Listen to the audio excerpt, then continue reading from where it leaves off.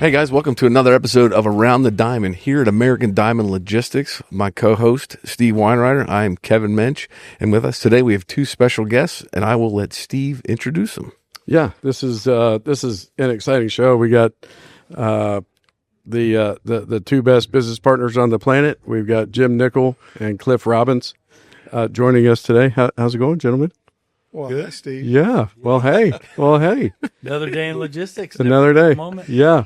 I don't know that we ever thought we'd be doing a podcast when we're in logistics, but I didn't know I was going to be doing one this morning. Yeah, exactly. It's the way we roll. You know, it's good to have you guys on. We're Kevin and I are excited to show American Diamond to the public, and what better way to do that than to have our ownership group on there today. So I'm really excited.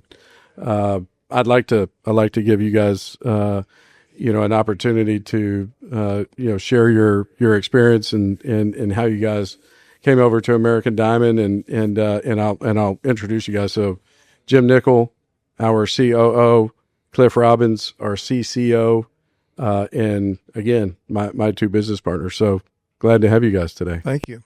Yeah, we appreciate it. For me, I was, my story. I was always a big company guy. I started early on with Best Buy and Home Depot, and had different management roles and different roles in logistics and supply chain, and really saw that evolve over the years to the transportation side.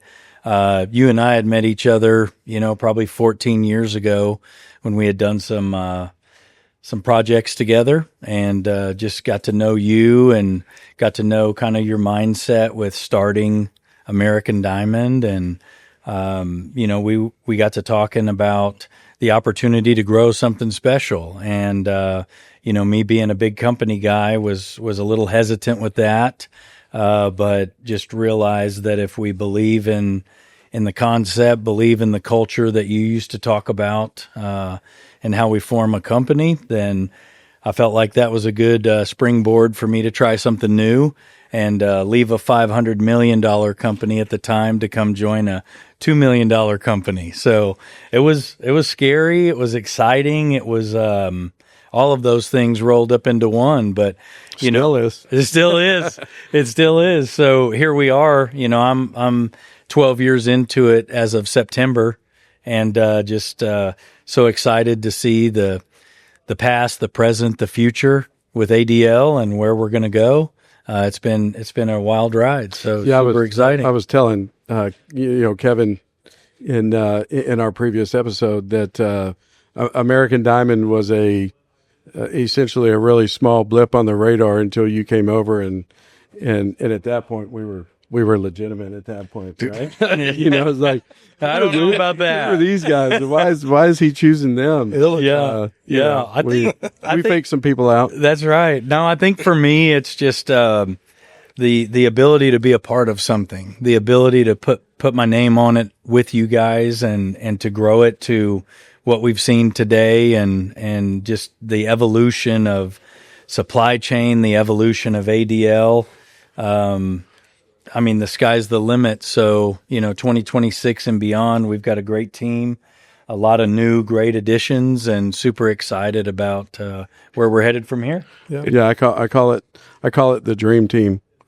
What we've assembled here. We are very, very fortunate. The team here, in my opinion, is a biased opinion, obviously, but the team that we have created here is 100% a dream team. And I'm excited to introduce some of the others in a little bit too. But business ownership is it can be a wild ride, and I think one of the things that that we always talk about that I think is important is we don't always agree on an issue or a path, but we can have some aggressive conversations and opinionated conversations. And, when we're done and we decide on a path forward, we're like, where are we going to eat? You know, Yeah. it's got to be somewhere Yeah. with queso for Jim, right? I think But I think for us, you know what, Cliff, we never get to decide. Do We you don't feel that way? Not when he's around. How many times has Jim gone? Where are we going today? Yeah. But when he's not there, we're headed over to P.F. Chang's. We are. Yeah. We are. To 100% some really good food, and not won't- all of them have he chips doesn't and do the queso. Asian thing. Yeah. Yeah. Yeah. Yeah, I think the last thing I would say for me really is mainly is the fact that I'm super excited about where supply chain is going and all of the different verticals that we have and we've built, and that's been a trial and error type situation for us, whether it's warehousing or getting into the technology and some of the portals that we have, and it's been that constant evolution and change that makes it exciting and stressful all at the same time. So just super excited where that's going to be in 2026 as we continue to grow. I got a question for you, Jim. Yeah. So making that jump from where you started to come here, Yeah. a lot of people wouldn't dare touch something that way. What is it? A mentality that you have of growing? Because I think it's just, is it more about just the kind of person you are of taking that leap and understanding and hearing what Steve's vision was? A lot of people are just, I'm going to play the safe route. I'm in a good gig. I'm going to do it. Yeah. And now, like you said, you went from the sky's the limit here, way up here, to this dream of what. Yeah. What caused, or what was going through your mind when this whole idea presented that's itself? a great question. So my wife is not a risk taker. She is a very detail oriented CPA accountant, and so I think once she met Steve, and once I kind of told her about what a 3PL did and where this could go, and the fact that I was with such large companies where you just become a number. I think it was the point and time in our life where we thought, if we're going to take a chance on something like this, where I could help grow and build something, we've kind of always bet on each other. And I think it was that time in our lives where she said, if we're going to do something like this, do it now. And I think I felt confident in my ability to come over and make an impact and help build something special. And so that's really the biggest part of it for me, was take a bet on yourself. I know my work ethic. I know the relationships I have in the industry, and it just worked out to where it was perfect timing for a lot of reasons. How long did you mull this over before you made the decision? Well, look, they say that I'm not a sales guy, right? It's kind of the running joke, I'll tell the sales team, hey, if you need a closer, call me, and they're like, yeah, you're not getting a call. This proves that I can sell. I was waiting. That's what I was asking. How long did this take? Is it something he mulled over for? I'm still thinking about it. And let's be real. I'm still thinking about it. Let's be real. Jim, I was Jim's boss when he got stolen from me. Oh, Steve Wineriter. Took him from Cliff. Oh, Yeah. so look, it's coming full circle now. Yeah, Really was. We worked together for 7 or 8 years, and At least.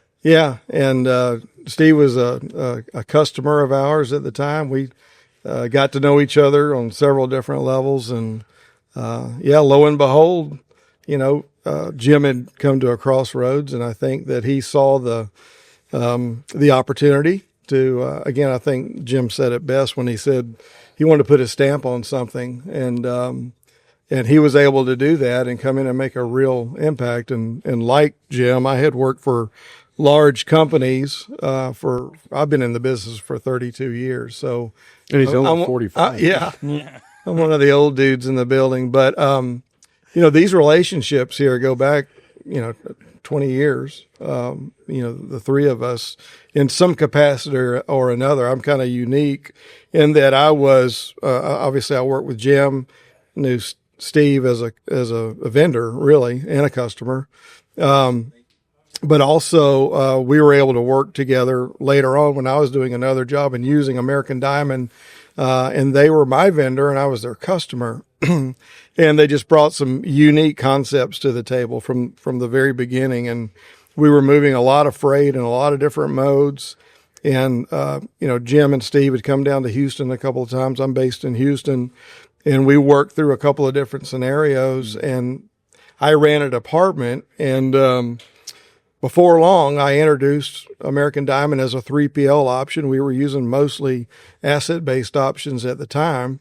And these guys came in with great technology and a service product that quickly rose to the top of our vendor list. They were getting things done at a competitive price, and the execution and visibility was far better than what I was getting anywhere else. So, number one, it planted a seed in my head that what are these guys doing, first of all, and how are they doing it? Because the companies that I had worked for had great people, were well established, well run, but they were very cumbersome and slow. That's just how most companies, particularly on the asset-based side, run. So it was very refreshing to see the product that they brought to the table. I used them as a vendor. My employees and my department love these guys. They did a great job, and the opportunity presented itself about 6 years ago for me to come join the band, and I did. And then, like Jim said, I've been just very blessed to be able to come in, make an impact, go to the marketplace with all of the contacts that I have, and turn it into business opportunities and scale from there. So this partnership was really kind of formed a couple of decades ago, and it's been more formalized here in the last 3 or 4 years. So yeah, it's something special, a lot more than we can really go into right now on an introduction phase of this. But anyway, there's a lot to talk about in American Diamond's future. For sure. Absolutely. What I heard him describe is if you can't beat them, join them. Yeah. Right? Yeah. Not so many Yeah. words. It's definitely a wear you down type. Yeah. Because I probably wasn't what he was first saying when Jim left. He's like, really? I'll give some words for that guy. And then when I see him, I'm going to tell him. And I realized telling him, I'm going to join. The funny thing about that is, Cliff told me, I remember this exactly. When I gave him my notice, he said, "You're going to work for a small 3PL? Those go out of business every 10 minutes. And when I got to our first office, I'm sure Steve talked about that on the introduction, but when I got to the first office, my wife said, "I want to come up there and see your office." And I said, "No, you don't. It looks like we could go out of business in 5 minutes." Yeah. But we were so proud of that. It was a nice car. So proud of that thing. Yeah. Yeah. There was some, I think Jim was on, his desk was on the fax machine or something like that. Yeah. I had a card table, and then the fax machine was on a TV tray next to it. And I thought, what the hell have I done? Yeah. Yeah. Nothing makes you feel more stable than that. Yes. I'll take care of my family. Yeah. So you never called Cliff back to say, I never did. I knew that if we stayed the course, we would be able to build something like this. So we just had faith in one another. We had faith in our team. We've got a lot of people on our team that have been here for a long time and are icons in the industry. So it's been great. Well, the blessing too, I think, is that we talk about this all the time. Each one of us brings something totally different to the game, and different skill sets, different temperaments. And when we do arm wrestle about decisions, we respect each other, and normally the best decision and result comes from that debate, and then we go have some chicken wings somewhere. Yeah. Yes. Chicken wings and queso. Yeah. That's right. that seems like every time we go eat, it's always one of those types of places, right? Any kind of meeting. What's the Chewy's or something down here? Yeah. Oh, Chewy's. Yeah. They have our table ready. The problem is, everybody. you're able to get that business? I mean, are these places you're going for the business type of thing? Are they? We're going because they have queso. Let's not paint it any different than it is. That's why we go. And like I said, we're creatures of habit. If we're not there on Monday, Jessica, who takes good care of us over there, she's like, where the hell were you guys at last week? Almost like you're cheating on them or something. Yeah. That doesn't happen very often. It doesn't happen very often. I do think I was going to mention one of the common denominators. I mean, Steve's he can be a charming guy. I mean, and he's all the time. You can see kind of the fire in his eyes when it comes to business and ideas, and I think that's how he's been able to for lack of a better word, convince folks like Jim and myself and other friends in the business to come join this thing, because he does, as loosely defined as it can be sometimes, there is that vision of what we want it to be. And it starts with Steve, and Steve saw value propositions in the inception of the business, from certainly the technology, but also the culture and how we treat people and how we try to interact with each other. When you come into an American Diamond meeting or into the building, I mean, there's no distinguishable hierarchy, if you will, in terms of how we make decisions. It's a collaborative environment, and all of us discuss, debate, and everybody has a voice, and we come out of that with what we believe are the best decisions. Most of the time, I mean, nothing's perfect, but it all starts with, what Steve founded the company on, which was really first and foremost the people, and then driving the right value propositions, from technology to, other innovative ideas from if we can't build it, let's bring it in and integrate it into our systems and make the best product in the marketplace. And we continue to do that today. Yeah, I think it was important for me that when I started ADL back in September of 2012, I didn't know it was going to get to this point. I had never seen anything this big. And what I wanted to create was a foundation where people gravitated towards this. They wanted to come here. They wanted to be able to, come to a place where they could grow financially, spiritually, professionally, whatever the case was. And in order to achieve that, you have to have the right leadership in place. Otherwise, I think that foundation can go off kilter, right? And so we've been really, really fortunate, myself to have not just professional leaders like you guys, but human. What is the human being? And the human beings here are even better than what we are from a professional standpoint. And I truly think that, God put me in a place where I was going to be able to be surrounded by like-minded people that had a different skill set, but the same drive to accomplish the things that I think started, growing in my mind, because it wasn't always there. I mean, this was the first business I started. I've started several since, but the first time you start something, I think most of us, are stuck in the here and the now in the beginning, and you don't necessarily know what it's going to get to. And if you'd have asked me back then, or if you'd have asked us back in 2014 when you came over, we're on the verge of being well into, a 9-figure organization. And I don't know that I thought about that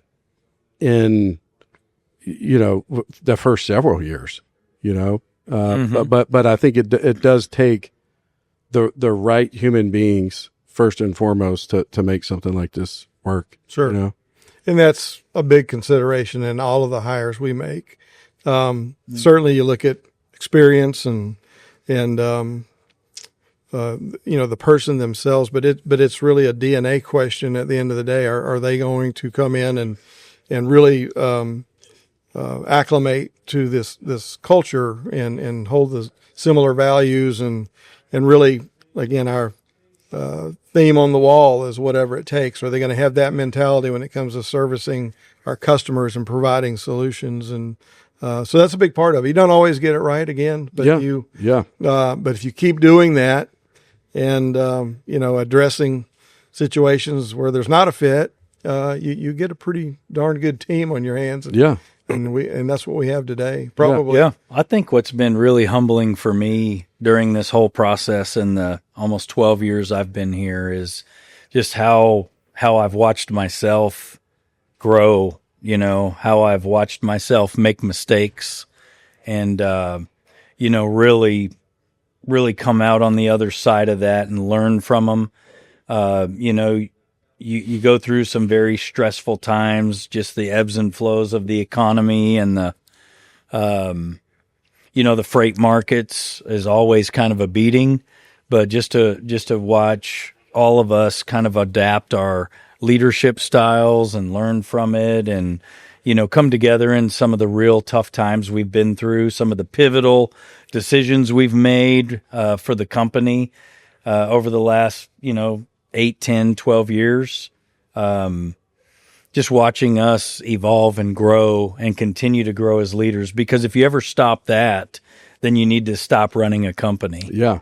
And you have to continually humble yourself in the fact that there's new people with new ideas and great concepts, and how do we integrate that into our business model, and how do we make sure we're listening and really adapting and changing to the way that the company is asking us to change. So that's been important for me. And you probably seen it.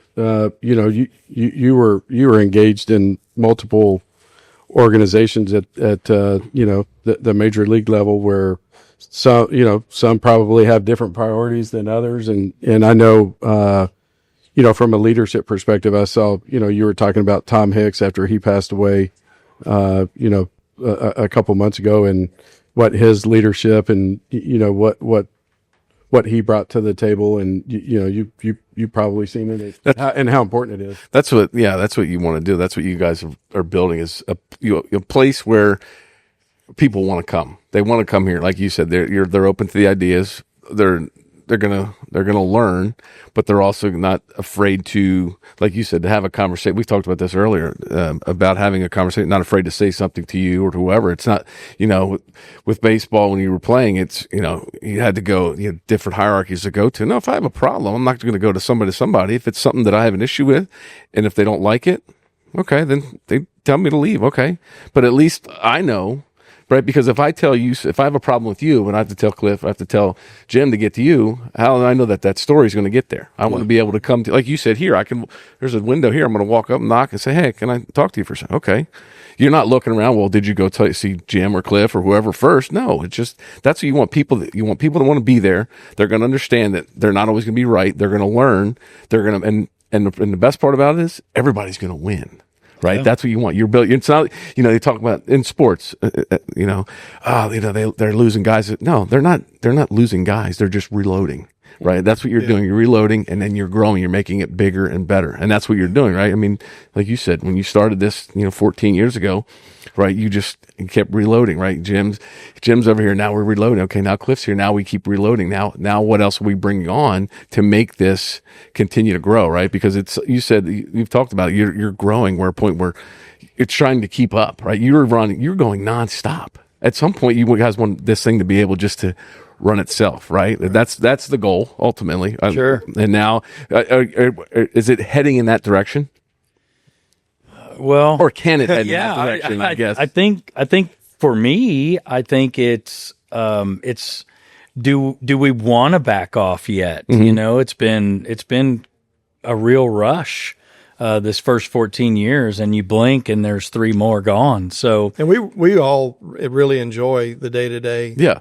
We still. That's what I mean. You want to be around this. You want to be in this environment. It's not like, oh gosh, it's going to work today. I'll give you the equivalent, right? It's it's playing a meaningful game in September in a playoff push, mm-hmm. and it's like that every single day. And you're on the mound against Pedro Martinez, mm-hmm. or you're in the box against Pedro, or it's like that every single day.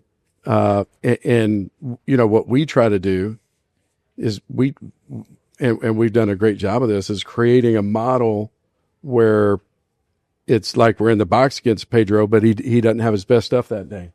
Mm-hmm. We're giving ourselves an advantage with the model and the technology but it's like playing in a playoff game every single day. Jim said about the rush you get. Well, and like for me, my boys are taking the college football coaching path, and for me, I want them to be able to see that anything's possible. Yeah. And I think if I would have stayed with the big companies my whole career, my dad was a big company guy. I was a big company guy. My brother's a big company guy. And my younger brother was the first to kind of carve off and do his own thing and become a coach when nobody else had the pathway for him. And so when my boys take that on, I want them to be able to look back and say, hey, our dad took a chance on, helping build something from the beginning, and we want to try to go achieve those dreams.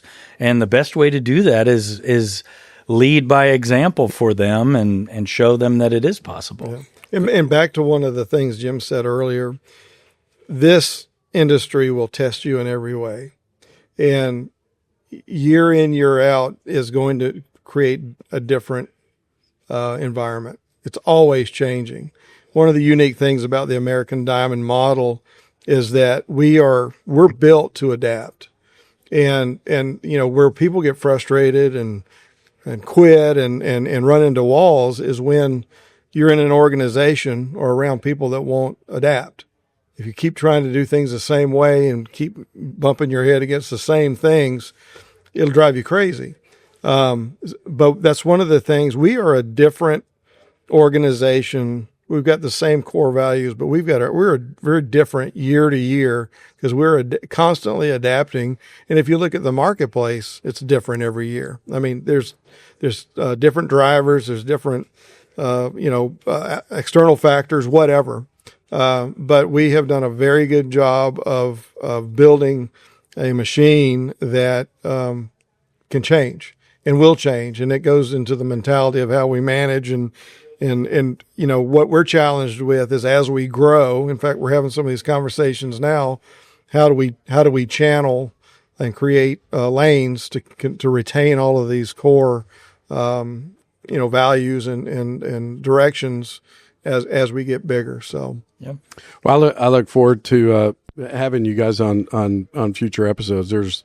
We're moving and shaking here. This ship is it's a rocket ship right now. There's a lot of fun stuff to talk about in future episodes, and I look forward to having you guys back on and sharing with everybody our the latest and greatest achievement that we've accomplished. Yeah, there's going to be a lot of them. A lot to talk about for sure. All right. Well, guys, we appreciate it. Steve and I had fun, just getting to know the company and everything else. We look forward to it. That's it for Around the Diamond here at American Diamond Logistics. I'm Kevin, and this is my co-host, Steve Wineriter. We'll see you guys soon.